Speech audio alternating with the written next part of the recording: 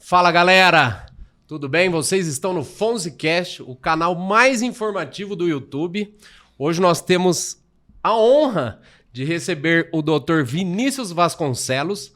Ele é um cirurgião plástico e nós vamos trocar uma ideia, saber por que ele escolheu essa profissão, o que a galera procura nesse ramo de atendimento e saber um pouco da sua história. Tudo bem, Vinícius? Tudo bem, muito obrigado aí pelo convite, Alexandre. Fico muito feliz aí por poder falar um pouquinho, né, sobre a cirurgia plástica para você e também para todos os telespectadores aí do seu canal. Maravilha, o prazer é nosso e eu tenho certeza que o povo deve ter várias dúvidas, que eu tenho certeza também que você vai ser capaz de saná-las. Então, só para começar, só me conta a sua história. Você já desejava ser médico? Você fez a faculdade aonde? Só conta a história para a gente ter uma noção. Então, eu sou maringaense, né? Atuo aqui na cidade de Maringá e me formei na Universidade Estadual de Maringá. A minha irmã também é médica e acabou que talvez isso... Ela é mais velha que eu, ela entrou antes na faculdade, também ali na UEM. E acabou que isso me influenciou no sentido de realmente seguir a carreira médica. Ah, como já tinha alguém da família, né? Fica mais fácil, aí a gente consegue se visualizar melhor, né? Na profissão. E aí, no decorrer da faculdade, mais ou menos por volta do terceiro ano, eu já tive uma ideia fixa que realmente eu queria partir para a área cirúrgica, né? Ah, no início da faculdade, não. Você ainda estava... Não sei que área de atuação vou tentar. Digamos assim, Fonzi, mais pro início. Segundo ano, né? O curso de medicina tem 6 anos. Mas no início da faculdade mesmo, eu acabei indo para a área cirúrgica. E aí, por conta, talvez, de uma influência da cirurgia plástica no sentido da minha irmã ser dermatologista, também atuar muito nessa área de estética, acabou que realmente... Sem sombra de dúvidas, do terceiro ano em diante, eu já estava definido, né, que essa seria aí a minha especialidade, a área de atuação a seguir. Legal. E falando agora na área de atuação, você faz a face, o corpo, as mamas, como é que funciona? Fonzi, é assim, hoje, para você ser cirurgião plástico, para você se tornar, né, um profissional capacitado, você, além dos 6 anos de faculdade de medicina, você também realiza mais 6 anos de treinamento. São 12 anos. 12 anos. Aí você que está pensando, se prepara. São 3 anos de cirurgia geral, certo? Né? Nessa especialidade, né, você atua com correção de hérnia, apendicite, cirurgia de urgência, né, trauma grave. E depois mais 3 anos que você se especializa em todas as áreas de cirurgia plástica. Tanto área facial, né, como, por exemplo, cirurgias de lifting de face, né, que é a cirurgia do rejuvenescimento facial, a blefaroplastia, que é a plástica ocular, a rinoplastia, que é a plástica do nariz, como também cirurgias corporais, abdominoplastia, lipoescultura, cirurgias de mama, certo? Entre outras cirurgias. Então, hoje, a nossa área de atuação, né, por conta aí desses 6 anos de formação, além dos 6 anos de medicina, ela é muito ampla. Mas é normal que, no decorrer aí da carreira, um profissional ele acabe fazendo algumas cirurgias a mais de uma determinada área corporal do que outra, e ele meio que acabe nichando para essa área. Nichando mais ali, né? Sim. O seu caso seria qual, então? Hoje eu vejo que assim, 50% a 70% do volume do meu consultório é de cirurgia mamária. Ah, de prótese. Então, prótese de mama, redução de mama, levantamento de mama sem a prótese, sem o implante, certo? Então, são cirurgias de mama hoje que, vamos dizer assim, é o carro-chefe do meu consultório.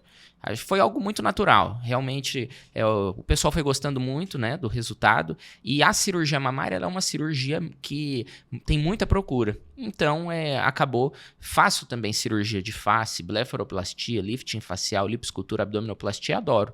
Mas eu tenho uma procura muito grande no meu consultório hoje da cirurgia mamária. É uma coisa interessante, né, que a gente vê como é um país tropical, o povo mostra bastante o corpo. Então, vamos fazer bastante... Qual que é aquela que faz toda a parte abdominal? Lipo? Lipoabdominoplastia. Lipoabdominoplastia. Basicamente, em se tratando da plástica do abdômen, a gente tem 2 cirurgias. Uma que é só retirada de gordura, que seria a lipoescultura, né? A lipo HD, quando você define, né, a musculatura do paciente, as linhas semilunares, né, todas aquelas entradas que dão naturalidade e atleticismo, ao mesmo tempo no abdômen. Parece que está definido daí. Isso, exato. Aí... Em muitos casos, quando uma mulher ela já teve gestação e sobrou um pouquinho de pele, ou então às vezes até um homem que passou por uma cirurgia bariátrica e que tem uma flacidez, um excesso de pele, ele também é candidato a realizar a abdominoplastia com a lipoaspiração também. Pra gente conseguir dar um contorno corporal bacana, né? Pra não ficar aquele abdômen com aquela característica esticado, sabe? Que só puxou. Sei. Pra realmente ter curva. No homem a gente faz de uma maneira, essa lipo, né? E na mulher de outra. Na mulher ela fica mais acinturada, né? Fica mais feminino. E no homem a gente faz uma lipoescultura no sentido de ficar com um aspecto mais atlético, mais masculino. É que você falou agora da questão pós-gestação, deve ficar com estria e tal. Eu acho que a mulherada procura bastante, né? Porque causa realmente um desvio total no corpo, né? A barriga cresce, depois tem que voltar. Fica um negócio meio estranho ou não? Com certeza. Com certeza, né? Hoje, nós temos uma cirurgia que se chama Mum Makeover, ou cirurgia tripla. Esse termo ele veio dos Estados Unidos e é uma cirurgia que faz uma transformação. Nós voltamos a mãe ao corpo que ela tinha antes da gestação.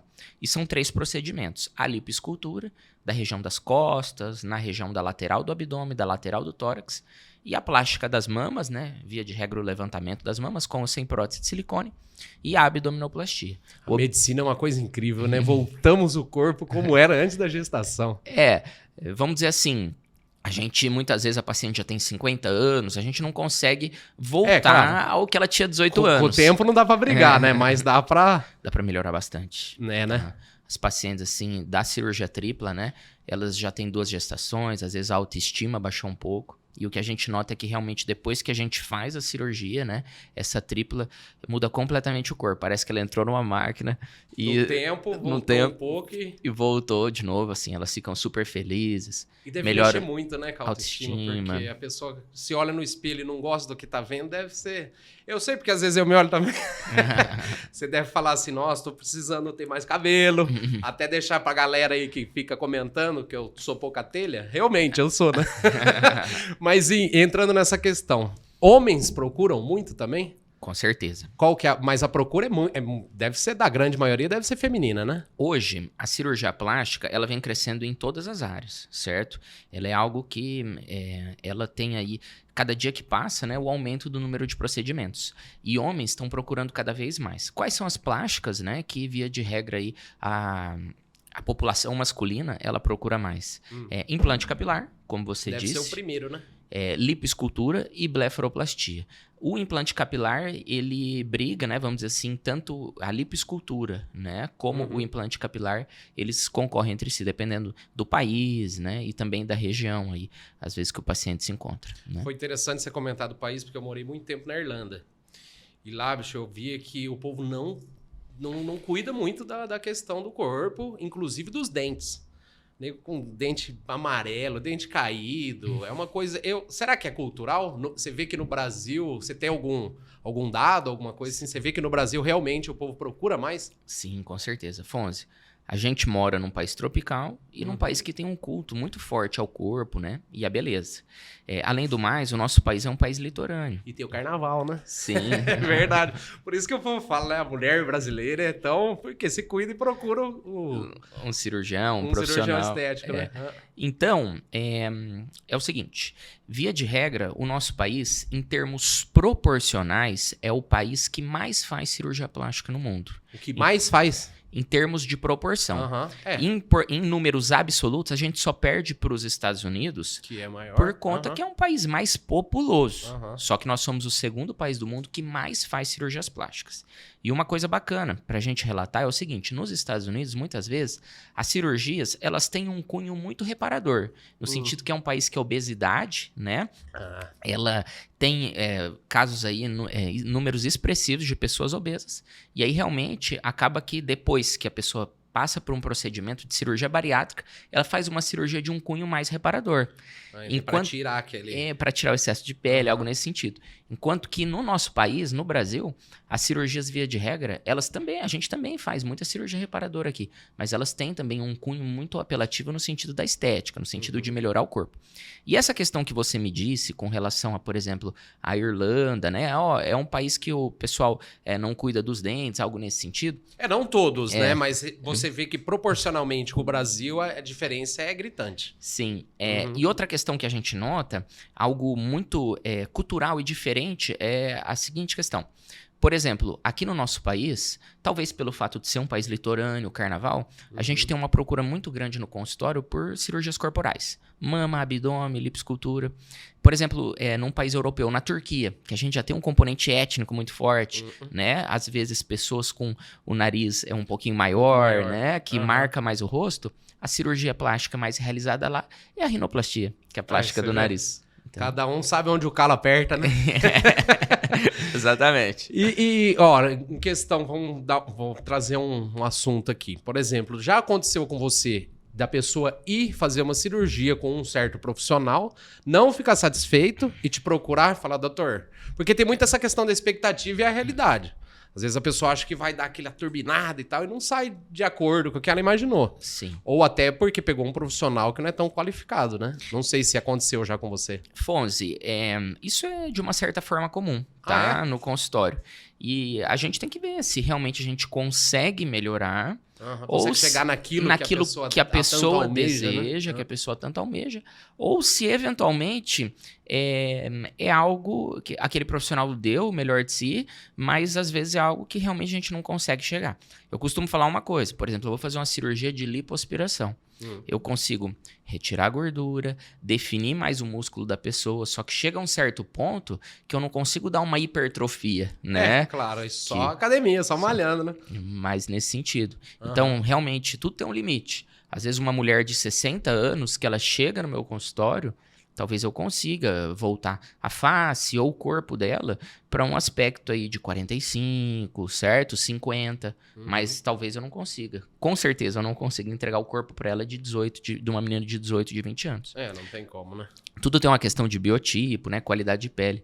Mas é isso que você falou, é uma questão de expectativa e realidade. E o mais importante de tudo isso é conseguir orientar bem a sua paciente, tá? Ou seu paciente. Você conseguir mostrar para ele o que a gente consegue melhorar e o que naquele momento a medicina, a cirurgia plástica, ela ainda não chegou, ela ainda não alcançou. Eu imagino que às vezes você tem que dar aquele puxão, né? Calma, gente, não é tudo isso. Dá para chegar até certo ponto, né? Realmente. Sim. E uma coisa bacana e importante da cirurgia plástica também é o seguinte, a nossa especialidade, ela tem um certo caráter de que lógico, você vai fazer uma cirurgia, você precisa ter uma afinidade com o seu cirurgião, mas ao mesmo tempo, você tem que estar de acordo com o padrão de beleza dele.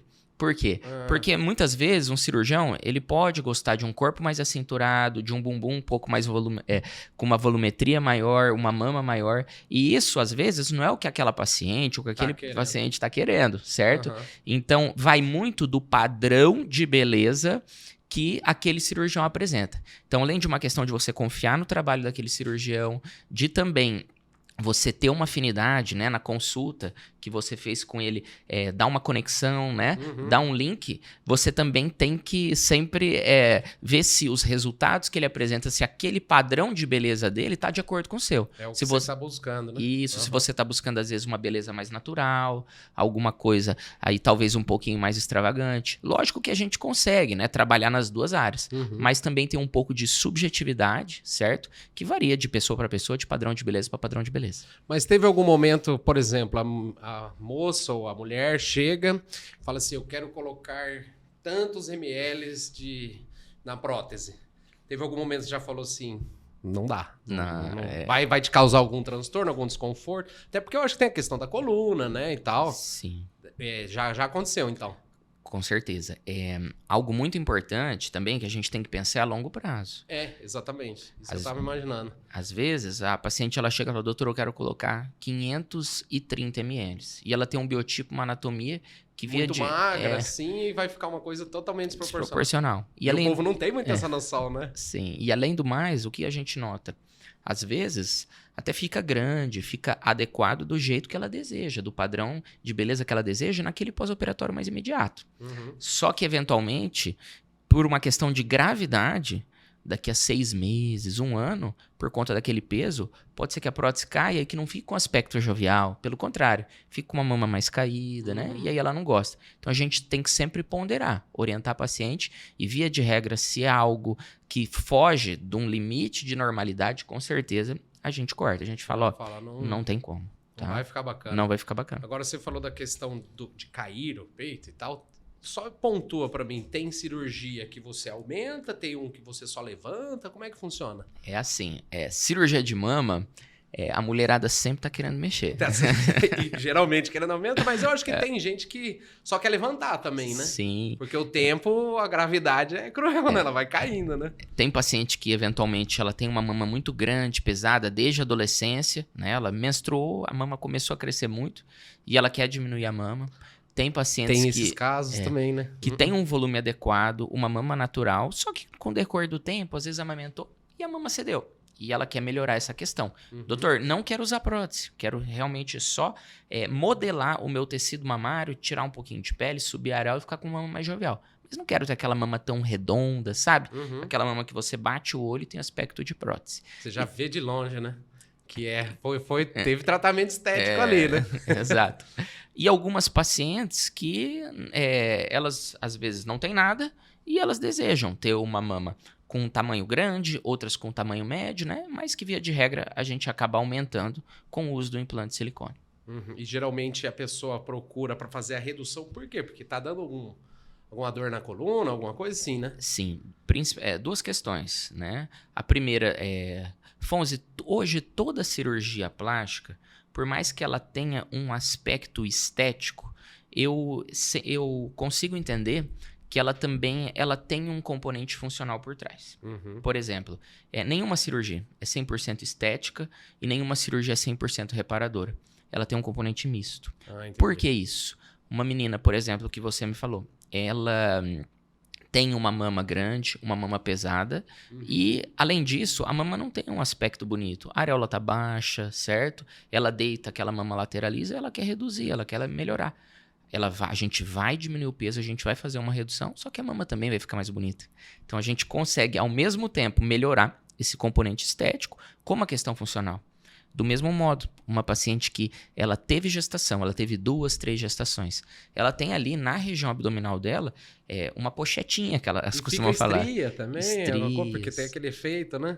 E isso realmente acaba, além de incomodando ela, no trabalho, ela está aqui trabalhando sentada, né, uma profissão de escritório, algo nesse sentido, e aquilo incomoda, né? E a partir do momento que a gente faz a abdominoplastia, que a gente retira toda aquela pele, ela fica mais ativa, ela tem uma melhora do aspecto abdominal? Tem, mas do mesmo modo também tem um componente funcional que melhora no trabalho, melhora nas atividades dela. Você acha disso até a disposição dela? Sim, com certeza. Né? E mesmo, por exemplo, uma cirurgia de uma paciente que, vamos supor assim, uma cirurgia a mais estética possível. No sentido de uma paciente que não tem nada de mama, uma paciente que nasceu sem glândula mamária, né? E a gente vai e coloca uma prótese. Por mais que, eventualmente, a gente coloque uma prótese, que a mama dela fique mais bonita e que realmente, né, seja algo que, a princípio, de imediato, nós podemos, assim, definir como uma cirurgia 100% estética, tem a questão da autoestima dela. Claro, que é o que muda tudo, né? Vai melhorar a autoestima dela, consequentemente vai melhorar o desempenho dela no trabalho, certo? Ela vai ficar mais feliz, ela vai às vezes conseguir ir para academia, ela vai ficar mais ativa, certo? Socialmente ela vai ser... Ela vai ter mais alegria, ela vai, no frigir dos ovos ela vai ser mais feliz. É porque eu vejo muito essa questão, hoje em dia, das redes sociais, Instagram e tal, e tem muita comparação. Porque você tá sempre vendo o outro, e a pessoa tá lá, toda bonita e tal. Você acha que depois dessa adesão em massa das redes sociais, a cirurgia estética cresceu muito ou... Com certeza. Deve ter crescido demais, né? Só para você ter uma ideia, em se tratando, por exemplo, de cirurgia facial, Quando a selfie começou a virar moda, A selfie. houve um aumento expressivo da rinoplastia, da plástica do nariz. Olha só. Por quê? O Porque, pessoal ó, começou a tirar selfie e falou, ó... Meu cartão de visita. E aí a pessoa se vê, falou, opa, tem alguma coisa estranha, dá pra melhorar, né? meu nariz tá em desacordo. Acho que se eu baixasse aqui o ossinho, né? Projetasse, arrebitasse um pouquinho mais a ponta, talvez ficaria mais bacana. E do mesmo modo, né? Hoje, a rede social, ela acaba, né? Tendo uma exposição. Às vezes, uma pessoa vai na praia, certo? Um homem quer usar só um shorts e às vezes, né? Tem um pouco de gordura localizada, do mesmo modo uma mulher quer usar um biquíni, quer levantar as mamas, melhorar o abdômen. Então, com certeza, toda a parte estética, ela vem tendo uma crescente, né, uma expoente muito grande, e isso está relacionado com o advento aí e das redes sociais. Diziam que, até em certas culturas, dizem que a pessoa que tá com sobrepeso é porque é uma pessoa que se deu bem na vida, que tá ganhando bem. Agora, voltando para essa questão financeira, você acha que hoje essa questão da cirurgia plástica é um luxo? É uma necessidade? Realmente, é uma necessidade até para... Mas uma necessidade que não precisava ser... Como que eu posso dizer? Não é aquilo que eu preciso fazer agora, mas eu abro mão de fazer uma outra coisa para fazer a cirurgia. Você vê bastante isso? O que a gente tem notado no consultório realmente é isso. Talvez há 15, 20 anos, a cirurgia plástica era 100% vista como um luxo. Como luxo? Uhum. E hoje é comum a gente escutar no consultório o seguinte, doutor, eu tive gestação. A partir do momento que eu tive gestação, eu preciso, eu quero melhorar o meu corpo. Não tenho mais interesse em ter filhos, tive 2, 3, um filho, enfim. E agora, realmente, eu quero me cuidar. Chegou o meu momento, certo? Então, a cirurgia plástica, ela não é algo uma necessidade no sentido que se você ficar sem uma cirurgia plástica, você vai parar de ver. Mal. Certo. Mas, realmente, a gente começa a entender que em termos de bens de consumo, ela tem uma crescente muito grande. Ela se tornou algo muito mais importante para a vida das pessoas do que há 20, 15 anos. Você quer dizer, por exemplo, que a pessoa, quero trocar de carro ou fazer cirurgia. A mulher provavelmente vai querer fazer cirurgia, né? Vou te falar um exemplo que aconteceu mês passado. Uma paciente falou... a mãe dela, ela veio, tava, né, com a mãe dela e ela falou pra mãe, vou trocar de carro. A mãe falou, filha, mas você já teve um filho, né, não tem nenhuma pretensão de ter mais filho, por que em vez de você não trocar o carro, você não faz uma plástica, investe em você, investe na sua pessoa, no seu cartão de visita, e foi realmente isso que aconteceu. Então isso é muito comum. Inclusive, apesar da gente não recomendar, tem gente que até vende carro e fica a pé pra fazer uma plástica. Pra fazer a plástica.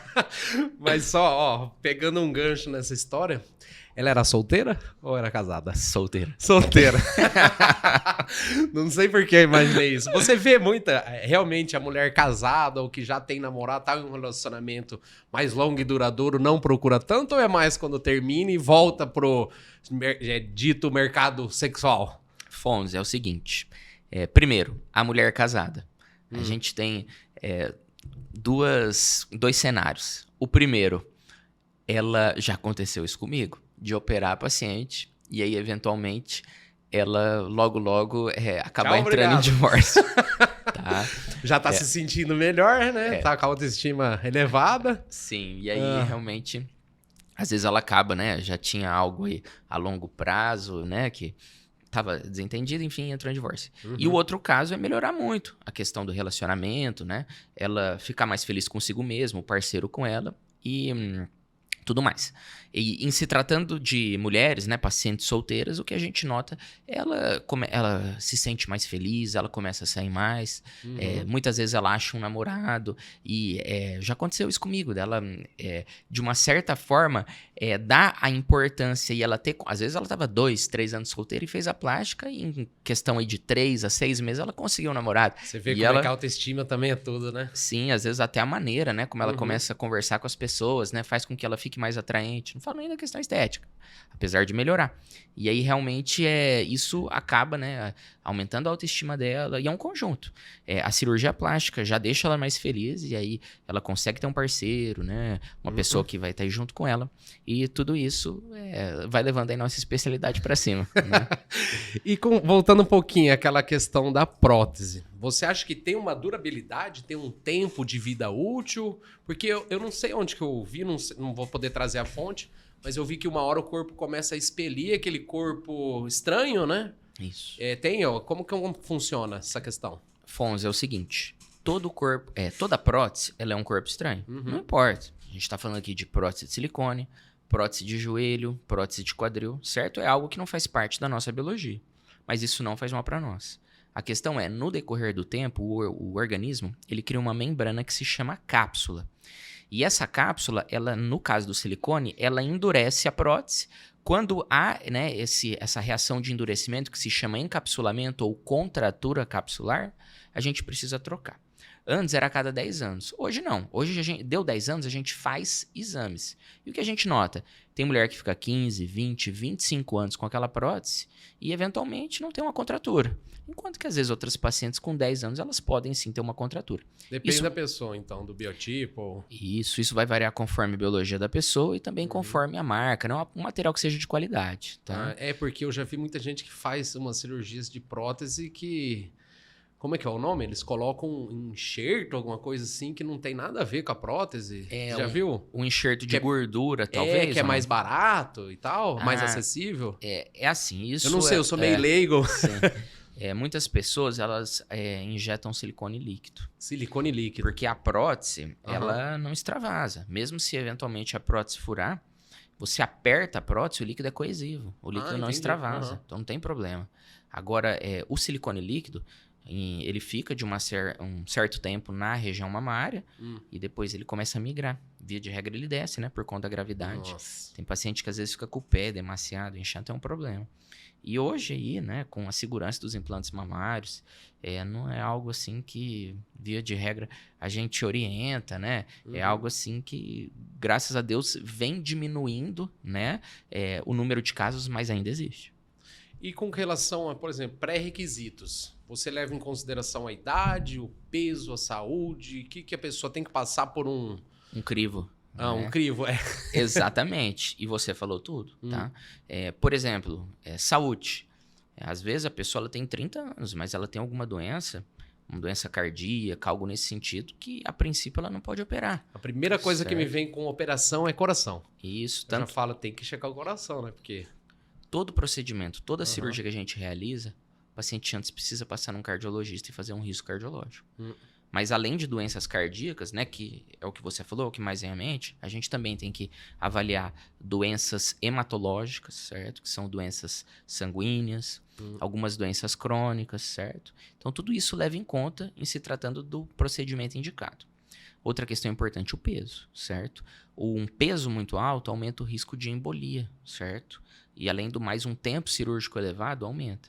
Como a gente não quer isso, pelo contrário, né? A gente quer que tudo corra da melhor maneira possível, a gente também leva em conta isso. E o procedimento, né? O procedimento em si, se é uma cirurgia mais rápida, uma cirurgia mais demorada, a partir disso, a gente combina ou não combina procedimentos. Ou então até não indica um procedimento em específico. Por exemplo, a cirurgia tripla, que eu citei para você, a cirurgia pós-gestação.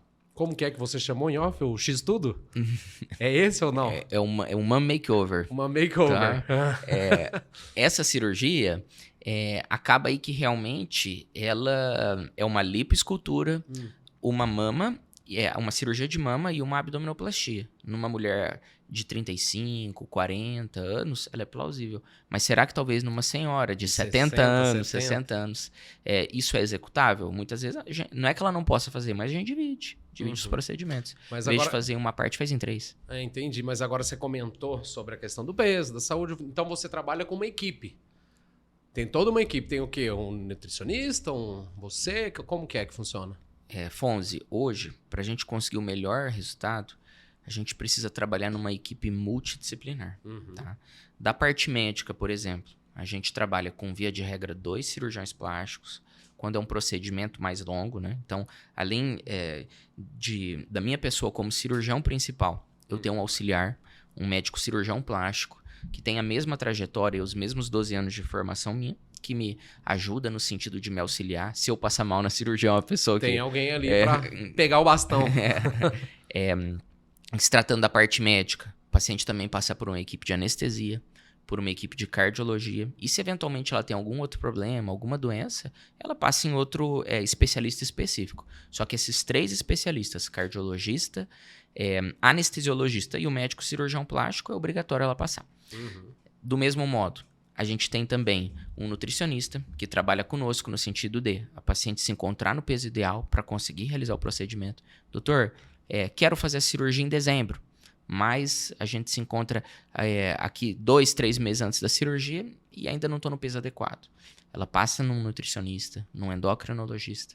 Faz toda a reeducação alimentar para ver se consegue bater o peso. E também pensando no pós-operatório. Não adianta nada a gente fazer uma cirurgia linda e a pessoa não cuidar. É como se fosse um carro. Exatamente. Né? Não adianta nada você tirar um carro novo da agência e, eventualmente, você não ter os cuidados. Né? E outra questão, também uma equipe de enfermagem, tá? Tanto enfermeiras como técnicas de enfermagem, no sentido de dar os cuidados num pós-operatório imediato. E uma fisioterapeuta, que também realiza todas as drenagens linfáticas no pós-operatório. No intraoperatório, ela faz uma bandagem que se chama taping. Tudo para quê? Para a gente conseguir o melhor resultado, o menor número de complicações e, além do mais, a gente conseguir hoje, o que mudou muito na cirurgia plástica é a recuperação. É conseguir entregar essa mulher ou esse homem para, eventualmente, 3, 4 semanas numa cirurgia que, às vezes, há 10, 15 anos, ela demorava 2 semanas para conseguir voltar. Mas isso era o que eu tinha em mente. Sempre que eu penso em cirurgia, eu falo, nossa, mas a recuperação deve ser longa, árdua. Hoje em dia já tá bem melhor, então. Hoje mudou muito. Você acha que uma questão, então... Acha não, você sabe, né? A pessoa que vai colocar uma prótese mamária, ela demora quantos dias o pós-operatório? Fonzi, depende muito. Por exemplo, um pós-operatório. Hoje, a paciente ela sai do hospital, ela já pode elevar os braços acima do ombro, ela já pode, em 48 horas, no mais tardar 5 dias, dirigir. Tá muito rápido, então. Ô, louco, Tá. a pessoa já consegue levantar o braço mesmo Sim. depois dessa...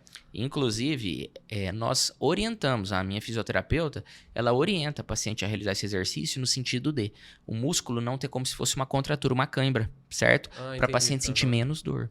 Tá? Então, isso hoje faz parte, né, de bons modos no pós-operatório. Mas essa questão de fazer o exercício também não tem alguma correlação com enrugar alguma coisa ou não? Na realidade, quando é só aquela cirurgia da inclusão de implante, quando a gente não precisa tirar a pele, não. Não, né? Pelo contrário, é como se ajudasse o corpo, o músculo, a se acostumar com a prótese, entendeu? Entendi. É como se fosse Uma algo adaptação. uma adaptação, exatamente. Quando quebra um dedo e você tem que ficar ali fazendo todo dia o exercício Sim. pro músculo entender o que tá acontecendo, né? Mas, por exemplo, não só nessa cirurgia de mama, vamos supor, na tripla, né, no mama makeover, a gente costuma hoje operar muita paciente que mora em outro país. A paciente ela vem legal. aqui para Maringá, ela mora às vezes na Inglaterra, Portugal, Japão, já operamos paciente também. E aí ela vem aqui para Maringá e ela tira aquele tempo para ficar aqui conosco. E você acha que a pessoa vem de fora por quê? Pra confiabilidade ou... vou fazer com o meu doutor lá do meu país, fala português... Sim. Ou é porque o Brasil é melhor mesmo? Então, é o seguinte, em se tratando de recuperação, a gente trabalha numa faixa de 4 semanas para liberar ela, para ela fazer a maior cirurgia do consultório, que é a tripla. E com relação a isso, por que ela vem de tão longe operar com a gente? Com certeza, porque hoje no Brasil, a cirurgia plástica ela avançou muito. É o que eu te falei. Hoje no nosso país, acaba que realmente a cirurgia plástica... É uma referência. Ela é uma referência. A gente muitas vezes não precisa ir para Estados Unidos e para Europa num congresso para eventualmente conseguir adquirir um conteúdo do que tem de mais moderno. Pelo contrário. Aqui em casa... Santo de casa faz milagre. Né? Exatamente. Aqui em casa a gente tem o conhecimento, tá? Então, hoje, a cirurgia plástica brasileira, ela é muito avançada. Muito também por conta do professor Pitangui, né? Que foi um cirurgião plástico aí muito famoso, que já faleceu, mas que deixou aí um legado muito importante para o nosso país. E além disso que a gente já discutiu, né? Com relação ao culto ao corpo, um país litorâneo. Então, isso é muito comum, tá? Isso é muito comum, tanto pacientes nacionais como pacientes internacionais. E na questão da região aqui, vem bastante gente de fora, aqui do Brasil mesmo, que vem Sim. procura você. Como que é essa abordagem? Como que eles chegam até você? É mais o boca a boca? Ou... Várias maneiras, tá? O boca a boca, ele é sempre importante, tá? Só que, por exemplo, semana que vem, eu vou operar uma paciente que vem do Pará, pra operar comigo. Do Pará? Do Pará. Olha só. Tá? Essa paciente, ela tem uma amiga que mora aqui, a amiga morava no Pará. Mudou pra cá. E ela me conhece. A amiga já foi no meu consultório, eu já operei a amiga. E ela gostou do meu trabalho. E ela vai, a colega, né, vai descer do Pará até aqui para fazer uma cirurgia tripla comigo, tá? Então, e o que a gente nota, né? A gente se encontra em Maringá, que é uma cidade grande, uma cidade que tem aí muitos habitantes, e uma região metropolitana muito boa. Então, é muito comum, via de regra aí, a gente ter um raio de atuação de aproximadamente uns 200 quilômetros até. Então, muitas pacientes de fora. Pacientes de Maringá e pacientes aqui de toda a região. Pega a galera da região inteira. Pega, porque via de regra uma cidade de 40, 50 mil habitantes não tem cirurgião plástico. E muitas vezes se tem, o paciente ele quer fazer em Maringá. Tá no grande centro, né? Eu acho que se sente mais confortável e menos... Como é que vai? Essa questão da segurança, né? E além da questão da segurança, é uma questão também de fazer uma cirurgia plástica. Hoje, a gente vê muito a experiência do paciente. O que é a experiência do paciente? Isso em qualquer negócio. É importante a pessoa ela ser bem tratada, né? Ah, claro. Ela ter aí ser oferecido para ela um serviço de excelência. E aí a questão isso também envolve a questão não só de fazer uma cirurgia, né, com uma qualidade legal, mas também ter um bom serviço hospitalar, um bom serviço de enfermagem, um bom serviço de equipe de anestesia. Passar essa confiabilidade, né? Isso, é um conjunto, certo? É um conjunto que vai desde o pré-operatório, às vezes nem do dia que ela pisa no seu consultório, mas do que ela já vem pegando de informação de amiga, de rede social, de Instagram, até o momento que ela pisa no consultório para ela confirmar o que via de regra ela já sabia de você. O que via de regra ela já tinha como expectativa e que ela pensava de você. Depois, na cirurgia, ela tem que ter uma experiência agradável. Não em se tratando da cirurgia em si, também, mas em termos de hospital, de equipe de enfermagem, de equipe de anestesia, de todo esse conjunto de profissionais que eu falei para você que faz parte da equipe. Não sou só eu que faço a cirurgia. Claro, certo? Um time eu tenho um time, né? Eu tenho um time envolvido. E isso também em se tratando de pós-operatório, certo? Então, hoje, a gente conta com um amplo aparato, tanto de pessoas como de instituições, no sentido de conseguir dar uma boa experiência para o paciente e elevar a cirurgia plástica. Hoje, o meu concorrente não é um cirurgião plástico. O meu concorrente é a agência de carro. Carro de luxo, um apartamento novo. Talvez uma agência de viagem. A gente pensa dessa maneira. Por quê? Porque a gente quer levar a cirurgia plástica mais para frente do que ela se encontra hoje. E o mercado é infinito. Tem espaço para todo mundo. E ainda bem que tá nessa exponencial aí, que tá crescendo bastante, né? Com certeza. Agora, vamos entrar na questão de pessoas menores de idade. A pessoa pode fazer um procedimento estético sendo menor de idade? Porque eu vi meninas de 20 anos, até voltando um pouquinho naquela questão do Instagram, a menina é linda, tá todo em forma, mas quer fazer um procedimento estético por quê? Porque viu uma outra lá que acha que é mais bonita. Às vezes não se sente num padrão que, por exemplo, é uma ginasta. Às vezes a menina olha para outra e fala, mas tem que ser magra. Esse é o padrão de beleza. Mas agora, menor de idade pode fazer? Com certeza. Com certeza? Vou te dar um exemplo de uma cirurgia que a gente via de regra com 6, 7 anos, a gente já realiza. 6, 7 anos? Isso. Olha só. Que é a otoplastia. É a cirurgia da orelha proeminente. Eu lembro quando eu era mais novo, teve umas amiguinhas minhas que fizeram. Então, o que acontece? O bullying, nesse caso, é muito comum.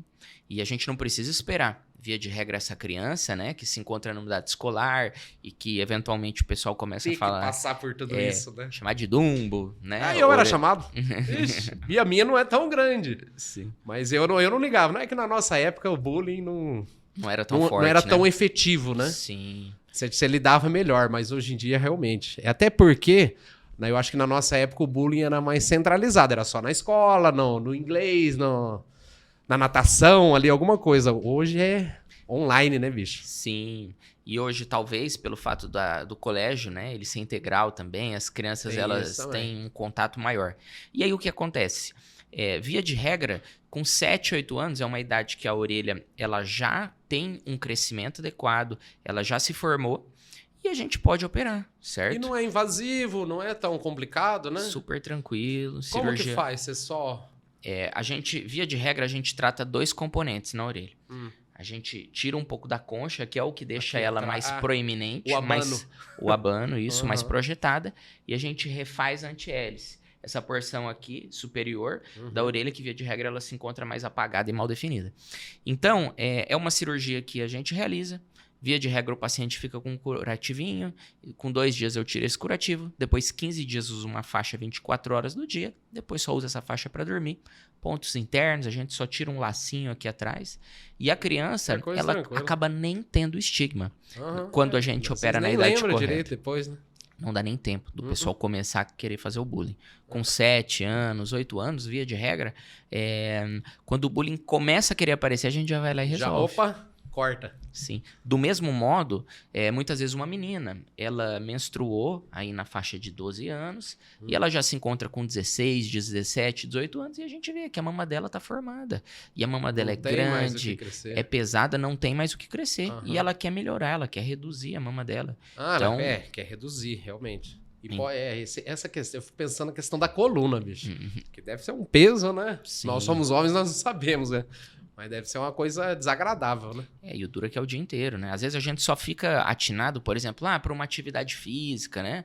Mas tudo incomoda. É o tempo todo. É o tempo todo. É igual a questão que eu te falei. Uma mulher que eventualmente ela tem uma gestação, ela muitas vezes fica com aquele excesso de pele, né? Aquela pochetinha que elas tanto reclamam. E não adianta, não importa. Aquilo vai se encontrar lá se a gente não fizer a cirurgia, se a gente não remover.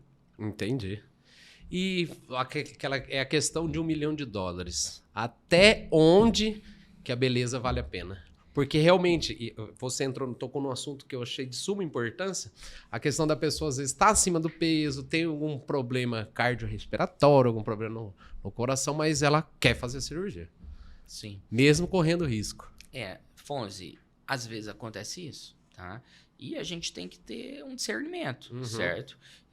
O que é possível, o que é seguro, do que não é. A gente nunca pode prejudicar a saúde de uma pessoa em prol da beleza. Mas às vezes a pessoa, ela... Aí, por exemplo, o Dr. Vinícius não quis fazer porque achou incoerente, pode trazer algum malefício, vai ter alguma coisa, aí vai e procura outro. Sim. Via de regra, hoje, quando você, em se tratando de cirurgia plástica, esse treinamento nosso de 6 anos, ele é um treinamento muito padronizado.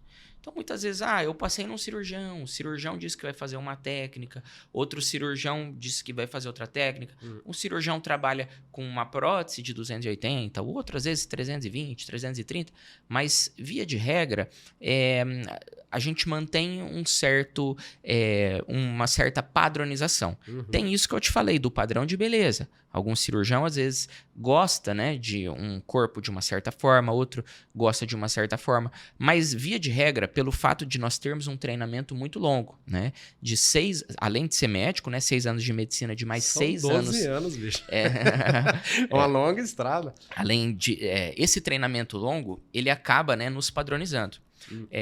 E, via de regra, ninguém tem um pensamento muito discrepante. Entendi. Outra coisa importante, né, que é legal citar, é o seguinte. Para, por exemplo, a gente poder fazer uma cirurgia num hospital, nós precisamos ter alguns pré-requisitos, no sentido de ser membro da Sociedade Brasileira de Cirurgia Plástica. Que daí já seria o órgão regulamentador, né? Exatamente. Você ser registrado no Conselho Federal de Medicina e no Conselho Regional, né, do seu estado, como uma pessoa apta, uma pessoa que realmente tem esse treinamento, certo? Então, todos esses critérios fazem parte, para quê? Para tudo se tornar, né, o mais seguro possível. Então fica aí a dica pra galera. Vai procurar um cirurgião, olha o órgão regulamentador, vê se, porque eu já vi muito caso de pessoa que vai pra cidade pequena e tal, falsifica lá um diploma de medicina e começa a atuar. Ou que já atuou na área com ou enfermeiro, ou já trabalhou com algum profissional qualificado e começa a fazer. Tem isso também, né? Sim. Esse é um alerta que tem pra galera ficar esperto, né? E muitas vezes nenhum procedimento é tão invasivo como uma cirurgia. Mas às vezes alguns outros procedimentos é menos invasivo, de injetáveis, algo nesse sentido, há uma invasão hoje, certo?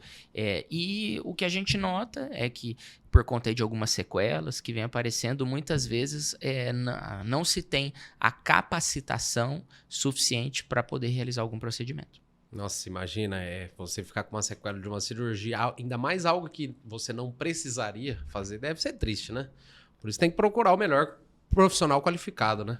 Com certeza. Aí, então, por exemplo, eu quero fazer uma cirurgia, eu vou entrar se eu quiser entrar online, para ver se a pessoa é registrada mesmo. Você pode entrar no site do Conselho Regional de Medicina do seu estado, certo? E aí, a partir disso, você coloca lá cirurgia plástica. A partir, ele vai listar uma série de profissionais que estão inscritos, que estão registrados, que estão qualificados. Outra opção, entrar no site da Sociedade Brasileira de Cirurgia Plástica. É o órgão regulamentador que organiza os nossos congressos, certo? Que tem uma educação continuada para o cirurgião. E isso faz com que a gente tenha ali uma lista de profissionais que são habilitados a realizar algum procedimento estético. E perguntar para alguém que já fez também, né? Sim. Que já se consultou, fez a cirurgia com um determinado profissional. Sim. Até para ver também, deu certo? Ficou bom? Você tá feliz?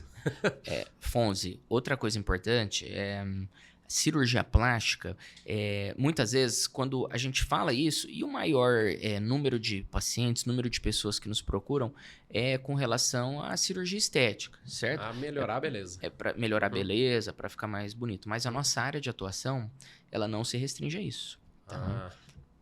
Por exemplo... Tem um leque todo, né? Sim. São várias vertentes, né? Com certeza. Por exemplo, uma pessoa que tem um tumor de pele, certo? Na face.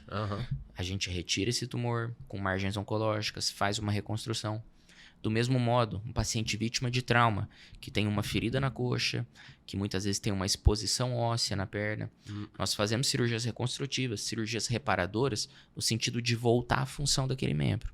Da pessoa que foi vítima de um acidente de moto, um trauma de carro. Questão de queimadura. Também. A gente conseguir voltar à função daquele membro, né? Conseguir dar aí alguma atividade para a pessoa que, via de regra, teve aí um trauma, né? Algo que eventualmente perdeu ali a função do membro, algo nesse sentido.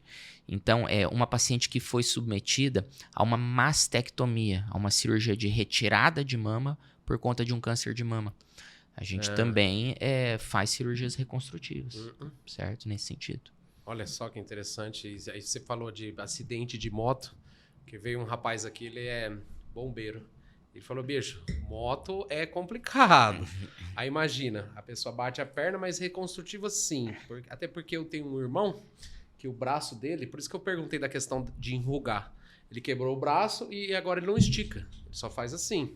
Enrugou, tal, colocou pino e tal. Esse tipo, hoje em dia, eu acho que se fosse na época, ele já conseguiria ter mais mobilidade. A volta do movimento, né? Sim. A gente precisa analisar o caso, mas é o que eu te falei. Hoje, inclusive, essa área reparadora, ela vem crescendo muito. Antes, era só realizado retalhos locais. O que significa isso? O paciente foi vítima de um acidente na perna, ele tem uma exposição óssea, o osso da perna dele está ali exposto, saiu, e a gente pegava um músculo, algum tecido ali do redor, para conseguir cobrir, para conseguir voltar à função. Hoje, a gente atua também na área da microcirurgia. O que é isso? Muitas vezes ali naquela região, a gente já não encontra mais tecido, mais algo ali que a gente possa recrutar para voltar à função daquele órgão, daquele membro que se encontra afetado. Mas a gente pode eventualmente tirar um músculo, um pedaço de pele das costas, do antebraço, de alguma área e fazer como se fosse um transplante, um retalho livre para lá, sem ligação direta. E aí conseguir voltar à função. Então é uma área, a microcirurgia, é uma área da cirurgia plástica que vem crescendo muito e vem dando aí uma ótima qualidade de vida, né, para pessoas que eventualmente foram vítimas de trauma, tiveram alguma doença, câncer, né, alguma doença que realmente precisou ser retirado aí uma grande parte, né, de um tecido, de um órgão acometido. Nossa, que questão interessante, porque se você colocar 20 anos atrás, a pessoa se queimou ou teve alguma coisa, era muito mais difícil, né? Sim. A nossa área de atuação, ela vem aumentando muito. Na questão estética, eu te falei, a procura ela vem aumentando. A gente vem conseguindo cada vez mais dar uma recuperação mais rápida e também na área reparadora, certo? Na área reparadora, a gente consegue hoje, de uma certa forma, dar mais atividade. A gente consegue diminuir aquela eventual sequela, que antes seria de 100%, hoje de 50%, 60%, 40%. A gente consegue aí, melhorar a função, né, de alguma área topográfica do corpo que foi acometida. Agora, voltando um pouco para a questão do homem. Eu ouço falar muito aquela questão agora de harmonização facial. Sim. Como que é isso? Só explica pra gente, que eu tenho essa dúvida. Eu sempre ouvi falar, tal fez, tal fez. Geralmente mais nesse ramo dos famosos e tal, o cara faz lá a harmonização. O que mexe? Você faz uma... A harmonização facial é um conjunto de técnicas minimamente invasivas para se melhorar a aparência facial.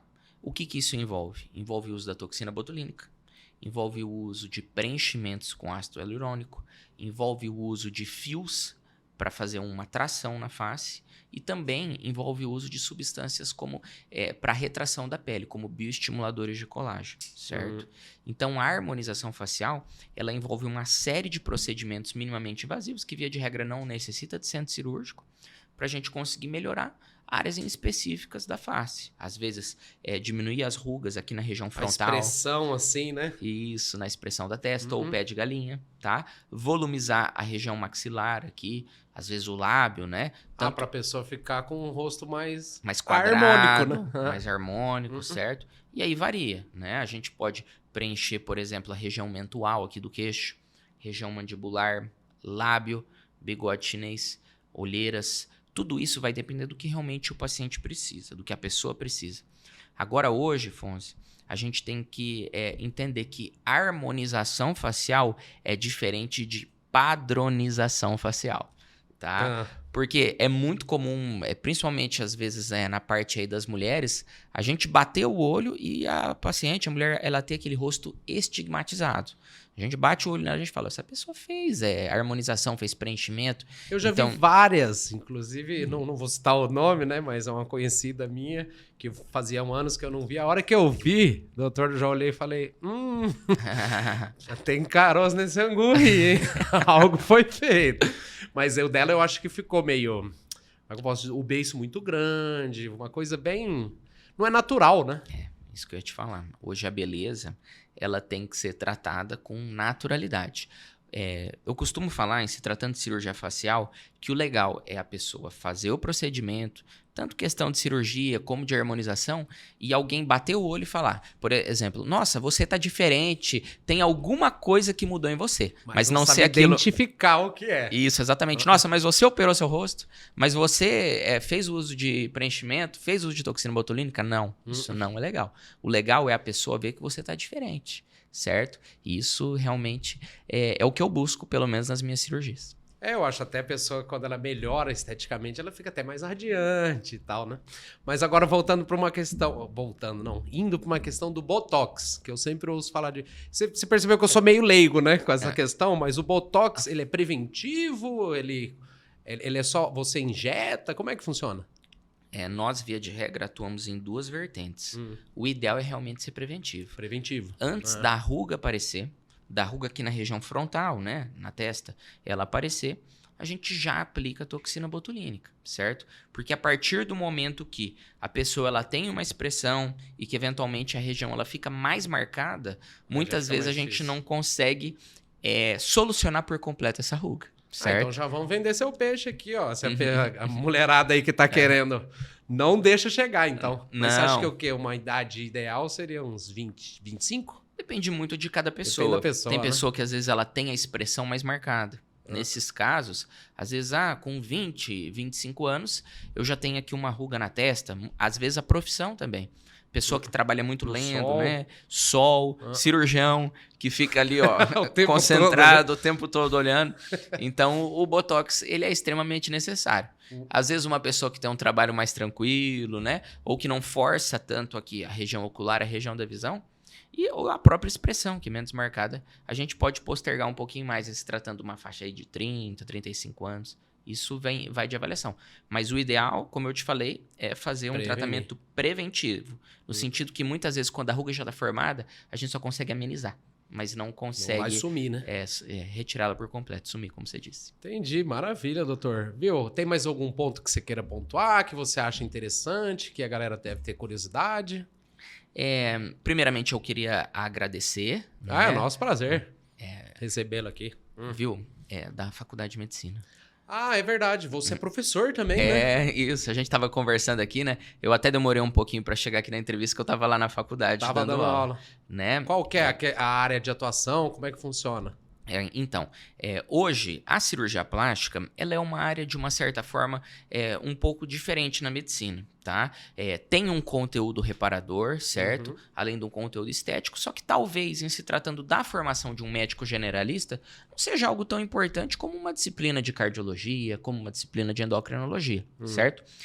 Então, muitas vezes, na faculdade, né, de medicina que eu dou aula, a minha disciplina é habilidades clínicas. O que é isso? Fonzi, habilidades clínicas é uma disciplina que eu pego alunos, né, que se encontram aí no primeiro semestre, e eu ensino eles com relação a alguns procedimentos, né, como fazer uma massagem cardíaca, aferir pressão e também a questão da expressão.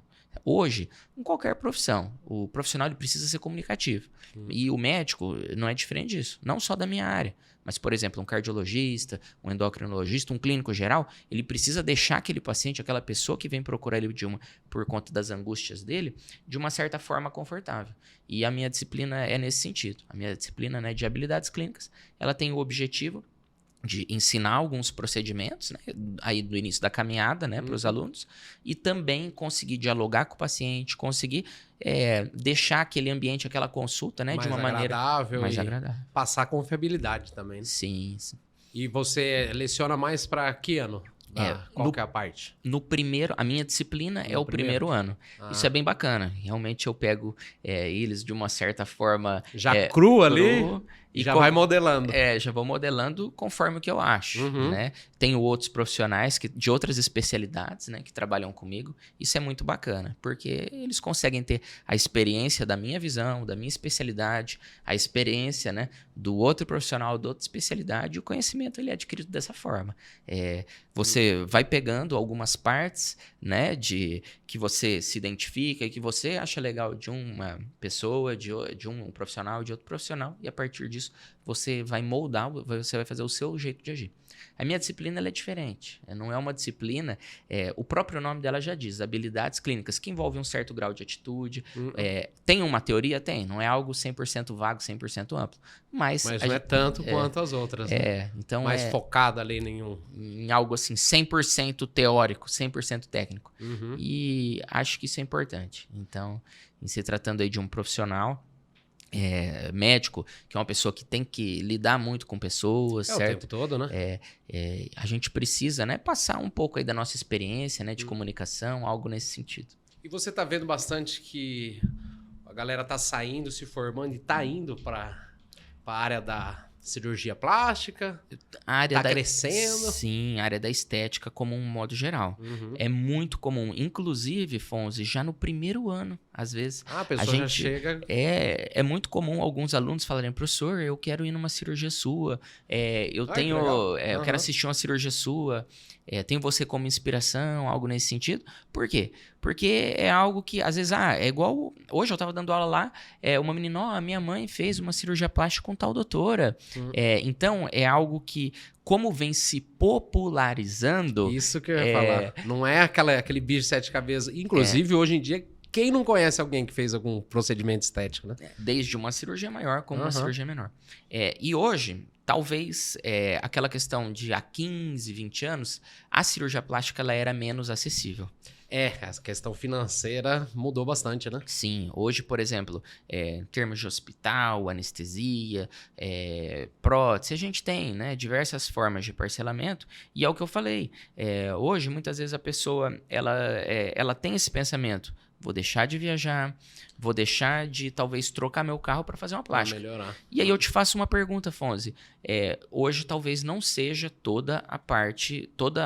né, 100% da nossa população que tem uma condição financeira de ter um carro, de ter uma moto. Mas em se tratando, né, de uma...